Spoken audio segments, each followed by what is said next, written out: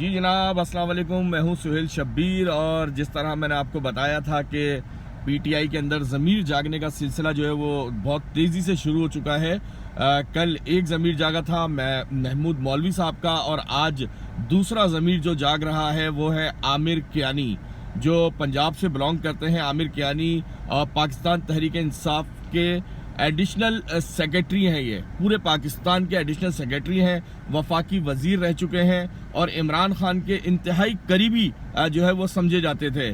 عامر کیانی جو ہے وہ آج اپنی باقاعدہ جو ہے وہ پاکستان تحریک انصاف سے علیحدگی کا اعلان کریں گے، اور عمران خان کی پالیسیز سے باقاعدہ طور پر جو ہے وہ اختلاف بھی کریں گے. اور ہو سکتا ہے کہ وہ بھی یہ کہیں کہ یہ تمام جو عمران خان نے کی ہیں ساری چیزیں وہ کسی صورت قابل قبول نہیں ہیں.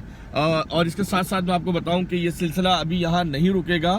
اس سلسلے میں مزید تیزی آنے والی ہے، اور زیادہ فوکس جو ہے وہ کراچی کے اوپر ہے. کراچی میں جس طرح میں نے آپ کو کل بتایا تھا کہ علی زیدی بہت اہم رول پلے کر رہے ہیں، لیکن علی زیدی کی جو فنکاری ہے وہ یہ ہے کہ علی زیدی خود پارٹی سے نہیں جائیں گے، اور علی زیدی کا جو پورا گروپ ہے نیچے کا وہ پارٹی سے چلا جائے گا. علی زیدی اسی طرح پارٹی میں رہ کر پارٹی کو خالی کریں گے، اور اس کے بعد ایک فارورڈ بلاک بنایا جائے گا جہاں پر ان تمام لوگوں کو جمع کیا جائے گا.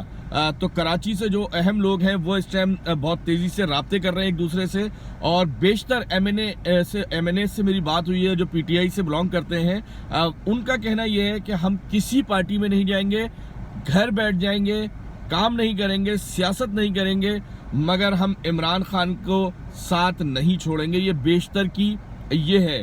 لیکن بہت سارے ایسے ہیں جو آئندہ چند روز میں بڑی پریس کانفرنس کر سکتے ہیں، اور مجھے تو بتانے والے بتا رہے ہیں کہ اتنی بڑی پریس کانفرنس ہوگی کہ پورا دن نیشنل میڈیا پر، سوشل میڈیا پر صرف کراچی کی لیڈرشپ ہی نظر آئے گی.